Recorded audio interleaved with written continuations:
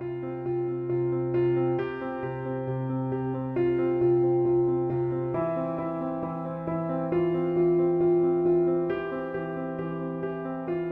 a paz e o amor do Divino Mestre Jesus esteja nos corações de todos que participam deste encontro virtual. Quero agradecer à direção do Centro Espírita Caminho da Verdade que me proporciona esta oportunidade. O Centro Espírita Caminho da Verdade vem se dedicando na divulgação da doutrina espírita através do estudo das obras básicas e na evangelização através das palestras baseadas no Evangelho segundo o Espiritismo. Coube a mim a tarefa de falar sobre o capítulo 7 do Evangelho segundo o Espiritismo, Bem-aventurados os pobres de espírito. Este capítulo consta dos seguintes itens. O que se deve entender por pobres de espírito? Quem se elevar será rebaixado. Mistérios ocultos aos sábios e prudentes. E instruções dos espíritos. Valiosas orientações dos espíritos Lacordaire e Adolfo, bispo de Alger, que fala sobre a missão do homem inteligente na Terra. Ferdinando, o espírito protetor, também dá as instruções. O que se deve entender por pobres de espírito? Jesus disse: Bem-aventurados os pobres de espírito, porque deles é o reino dos céus. Está em Mateus capítulo 5, versículo 3. Por pobres de espírito, Jesus não entende os simplórios, ingênuos, tolos, mas os humildes, e diz que o reino dos céus é deste e não dos orgulhosos. Os homens cultos e inteligentes, segundo o mundo, fazem geralmente tão elevada opinião de si mesmos e de sua própria superioridade que consideram as coisas divinas como indignas de sua atenção, tomando sua inteligência como medida da inteligência universal e julgando-se aptos a tudo compreender, não podem admitir como possível aquilo que não compreendem. Mas será que esses homens tão inteligentes não compreendem? É claro que compreendem. Compreendem, mas não admitem a existência de um ente superior à inteligência dele. Não admite a existência de uma justiça melhor que a dele. Enfim, ele é tudo acima de tudo que possa existir. Não quer admitir nada a não ser a sua própria superioridade. Entretanto, digam o que quiserem estes incrédulos, eles terão de entrar, como todos os outros, nesse mundo invisível que tanto ironizam. Uma hora todos nós desencarnaremos. Com certeza, estes orgulhosos também irão desencarnar. Quem acredita e aceita a existência do mundo invisível não terá grandes surpresas, mas este que ironiza, que trata com desdém aqueles que acreditam, terão uma grande surpresa quando retornarem para a pátria espiritual. Verão que tudo aquilo que eles desdenharam realmente existe. Verão que existe sim uma força superior e que ele nada mais é do que uma criatura daquele ente superior que nós conhecemos como Deus. Então, esses incrédulos terão seus olhos abertos e reconhecerão todo o erro que cometeram, Mas Deus, que é justo, não pode receber da mesma maneira aquele que desconheceu o seu poder e aquele que humildemente se submeteu às suas leis, nem aquinhoá-los, desculpa, por igual. Por isso, Jesus disse que o reino dos céus é para os pobres de espírito, os humildes de coração e simples de coração. A humildade, entre todas as virtudes que nos entre todas as virtudes que nos aproximam de Deus, a atitude de submissão a Deus. O orgulho, entre os vícios que dele nos afastam, revolta contra Deus. Mais vale, portanto, para a felicidade do homem ser pobre de espírito, e não o orgulhoso, vaidoso e aquele que se julga superior. Quem se elevar será rebaixado. Naquela hora, chegaram a Jesus os seus discípulos, dizendo: quem é o maior no reino dos céus? E Jesus, chamando um menino, pôs no meio deles e disse: na verdade vos digo que se não fizerdes como meninos, não entrareis no reino dos céus. Todo aquele que se humilhar e se fizer pequeno como este menino, esse será o maior no reino dos céus. E o que receber em meu nome um menino como este, a mim é que recebe. Está em Mateus capítulo 18, versículos de 1 a 5. Jesus enfatiza a humildade e a simplicidade usando o exemplo da pureza da criança. Nós que temos algum conhecimento da doutrina espírita, não concordamos muito com essa afirmação.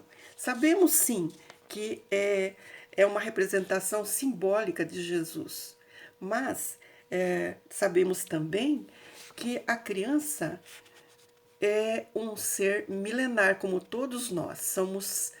Como todos nós, fomos criados simples e ignorantes. E que, através das reencarnações sucessivas, vamos pouco a pouco evoluindo.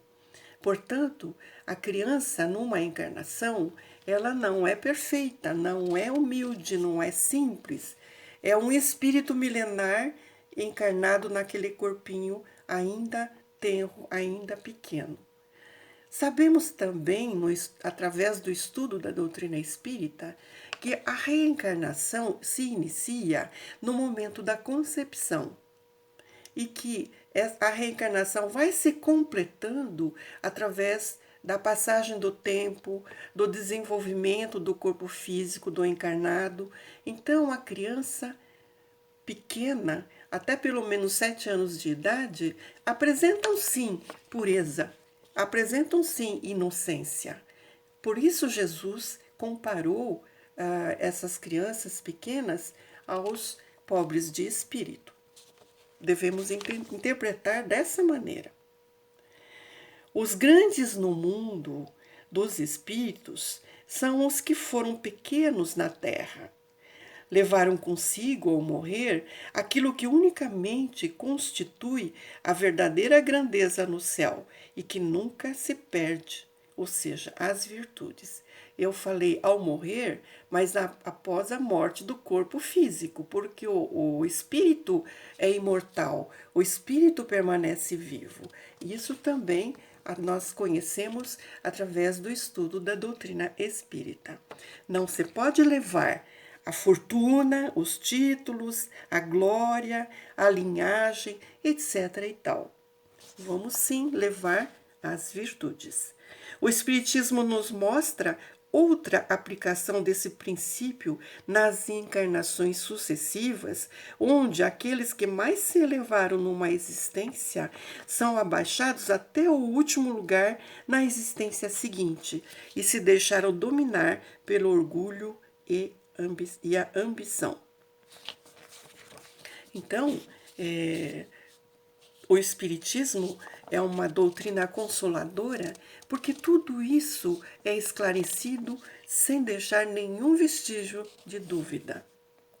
Próximo item: mistérios ocultos aos sábios e prudentes. Naquele tempo, respondendo, disse Jesus: Graças te dou a ti, Pai, Senhor do céu e da terra, porque escondeste estas coisas aos sábios e prudentes e as revelaste aos simples e pequeninos. Mateus capítulo 11, versículo 25. Sábios e prudentes são aqueles que eram naquela encarnação inteligentes, cultos, sabidos, como popularmente se conhece. E as verdades espirituais foram reveladas para os simples e ignorantes, para os pobres de espírito, aqueles que estavam prontos para receber as verdades espirituais. Por isso que os mistérios são ocultos aos sábios e prudentes. Não sábios verdadeiramente falando, mas os sábios ou aqueles que se julgavam sábios. Diante das grandes verdades reveladas pelo Espiritismo, certos incrédulos se admiram de que os espíritos se esforcem tão pouco para os convencer. É que eles se ocupam, ou seja, é que os espíritos superiores se ocupam dos que buscam a luz com boa fé e humildade. Eles não estão preocupados em derrubar barreiras, em forçar o espírito incrédulo a aceitar os ensinamentos que eles trazem. Eles fazem sim questão de atender aqueles que buscam a luz com fé e humildade. Deus não põe a luz sob o alqueire. Ele põe a luz para iluminar o mundo. Derrama por toda parte. Cegos são as pessoas que não a veem, ou seja, os incrédulos. Deus não quer abrir os olhos à força. Se Deus forçasse a abertura dos olhos dos incrédulos, onde estaria o mérito? Não faria esforço nenhum? Cairia tudo do mais alto? Não, Deus é justo. Então, ele aguarda que aquele incrédulo fique preparado para receber seus ensinamentos. O orgulho é a venda que tapa os olhos. É preciso curar primeiro a causa do mal, ou seja, extirpar o orgulho de dentro do seu coração, o sentimento nocivo para a evolução do espírito. Deus não abandona os filhos perdidos, pois sabe que cedo ou tarde seus olhos se abrirão, mas quer que o façam de vontade própria, para que ele tenha o mérito de ter aberto os olhos e receber a luz do Pai. E então, vencido pelos tormentos da incredulidade, atirar-se-ão por si mesmos em seus braços, e como o filho pródigo, lhe pedirão perdão. Na instrução dos Espíritos, Lacordaire fala sobre orgulho e a humildade, que é o tema da nossa lição de hoje. A humildade, diz Lacordaire, é uma virtude bem esquecida entre vós. Os grandes exemplos que vos foram dados são tão pouco seguidos. É preciso ter humildade para ser caridoso para com o nosso próximo. A humildade nivela os homens, mostra que são todos irmãos que devem ajudar-se mutuamente. E qual é o orgulhoso que aceita ser igual ao outro? Não, ele sempre é superior. O orgulhoso não consegue aceitar esta realidade. O orgulho é terrível adversário da humildade. Os grandes da terra Imaginavam que os títulos e as riquezas eram a recompensa de seus méritos e que a sua essência era mais pura que a do pobre. Pobre é esse que não compreende as verdades espirituais, né? Todos os homens são iguais na balança divina. Somente as virtudes se distinguem aos olhos de Deus. Todos os espíritos são da mesma essência e todos os corpos foram feitos da mesma massa. A caridade e a humildade são os verdadeiros títulos da nobreza do espírito. Se é caluniado, curva a fronte diante das provas. É Lacordaire falando para nós. Suporta corajosamente a humilhação dos homens. Seja humilde, reconheça que só Deus é grande e todo-poderoso. Ele ainda diz: despertai, meus irmãos, meus amigos, que a voz dos espíritos vos toque o coração. Sede generosos e caridosos, sem ostentação. Fazei o bem com humildade, que cada um vá demolindo aos poucos os altares elevados ao orgulho. Numa palavra, sede verdadeiramente cristãos e atingireis o reino da verdade. Não duvideis mais da bondade de Deus, agora que Ele vos envia tantas provas. Viemos preparar o caminho para o cumprimento das profecias.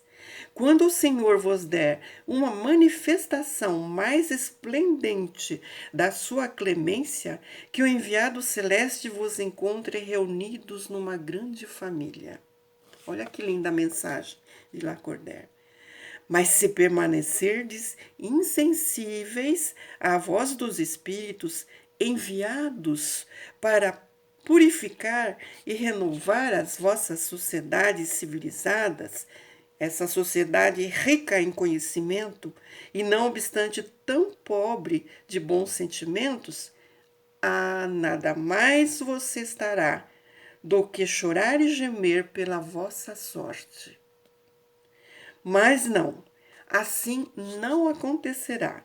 Voltai-vos para Deus, vosso Pai. Então, nós todos que trabalhamos para o cumprimento da sua vontade, entoaremos o cântico de agradecimento ao Senhor por sua inesgotável bondade e para glorificar por todos os séculos. E Lacordaire encerra aqui a sua instrução. De Adolfo, bispo de Alger, nós temos que o orgulho é a fonte de todos os nossos males. Ele diz: tomai a lei do Cristo que, por regra invariável de vossa conduta. É o manual para o bem viver, né? O Evangelho de Nosso Senhor Jesus Cristo. As almas dos que se foram estão de volta. Adolfo falando, ele próprio. Para te recordar os verdadeiros deveres, elas te dirão com a autoridade da experiência quanto às vaidades e às grandezas da vossa passageira existência, quanto à vaidade e às grandezas da vossa passageira existência são pequeninas diante da eternidade. Sobre a missão do homem inteligente na Terra, nós temos: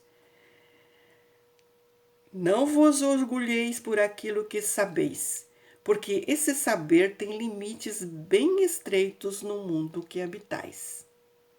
A inteligência é rica em méritos para o futuro, mas com a condição de ser bem empregada. Se todos os homens bem dotados de inteligência se servissem dela segundo os desígnios de Deus, a tarefa dos espíritos seria fácil, ao fazerem progredir a humanidade. Muitos, infelizmente, a transformaram em instrumento de orgulho e de perdição para si mesmos. Uma poderosa mão pode retirar-lhe o que ela mesma lhe deu.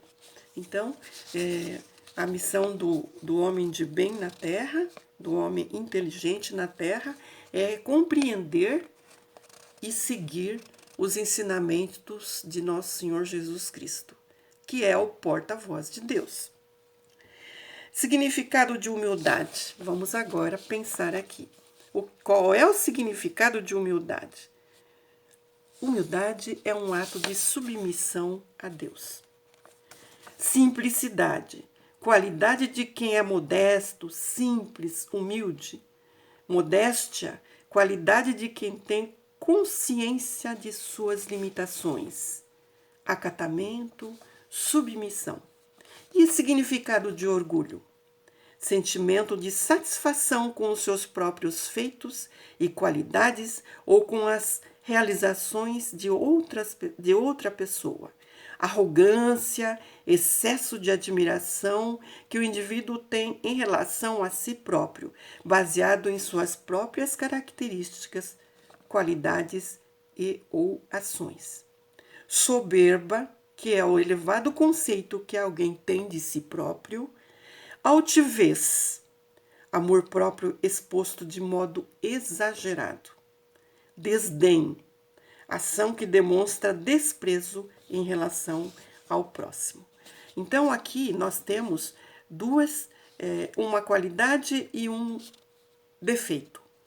Qualidade é a humildade. Temos que entender bem o que é humildade para nós desenvolvermos no nosso interior, para que possamos colocar em prática no dia a dia. Devemos também entender bem o que é o orgulho. É sentimento de superioridade, arrogância, soberba, altivez, desdém, são os defeitos que precisamos combater. Esta reflexão nos leva ao autoconhecimento. Só assim nós podemos saber se estamos sendo humildes ou estamos sendo orgulhosos. E iniciar uma reforma muito grande dentro de cada um de nós. Uma reforma íntima para conquistar a felicidade, para conquistar o passaporte para entrar no reino dos céus, no reino de Deus. E as provas e expiações estão nas nossas aflições. Quando nós não seguimos os ensinamentos dos bons espíritos, nós vamos sofrer, nós vamos ter muitas aflições.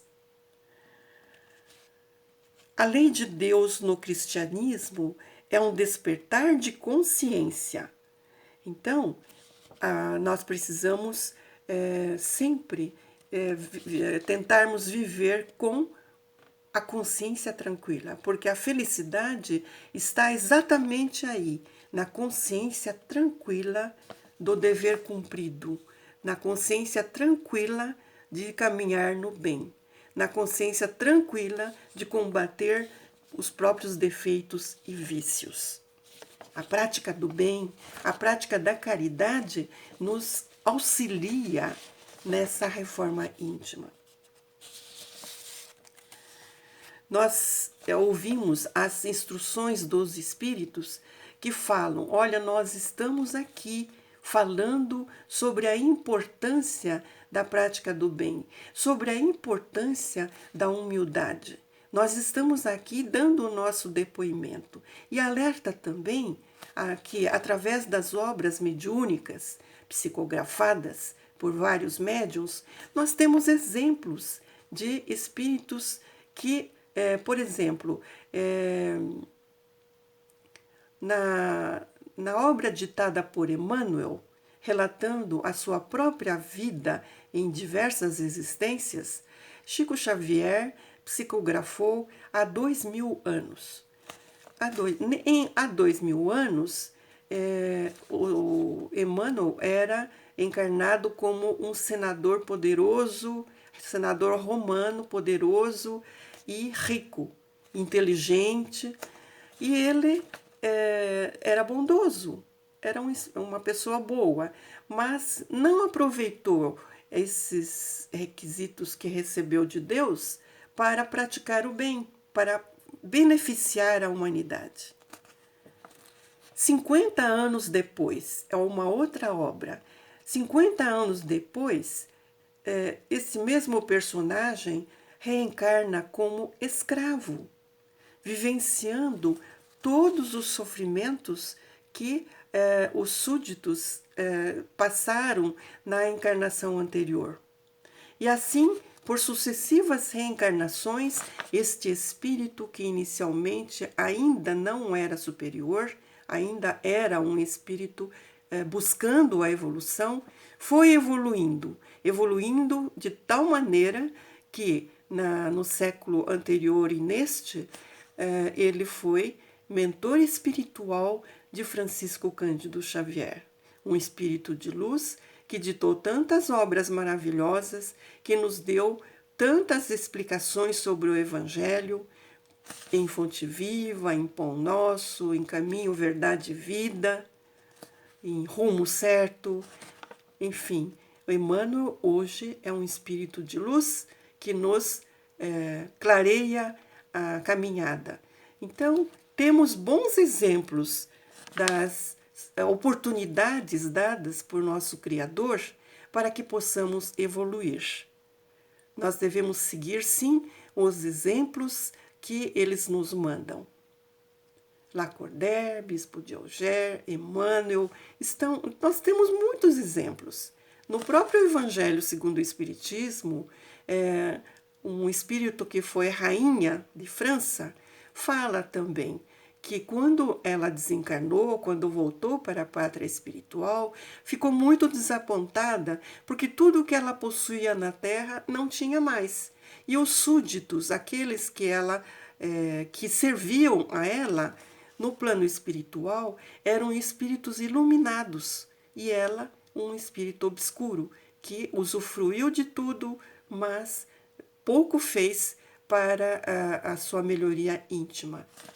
Portanto, exemplos não faltam a nós. Nós temos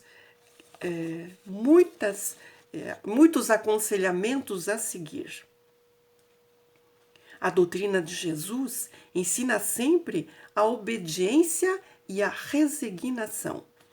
São duas virtudes companheiras da doçura, muito ativas, embora os homens as confundam erroneamente com a negação do sentimento e da vontade, a resignação e a obediência. A obediência é o consentimento da razão. Então, nós temos que usar a nossa inteligência, usar o nosso raciocínio, a razão, para podermos ser obedientes a Deus. A resignação é o consentimento do coração, é a fé que o coração sente, é a resignação. Se Deus nos proporcionou oportunidades de crescimento através da dor e da aflição, eu preciso aceitar isso e utilizar a dor e a aflição para crescer. A bendita dor é a nossa mestra, nossa professora, para que possamos melhorar interiormente. Ambas são forças muito ativas. Muita paz a todos e agradeço a oportunidade de poder dirigir-lhes as palavras.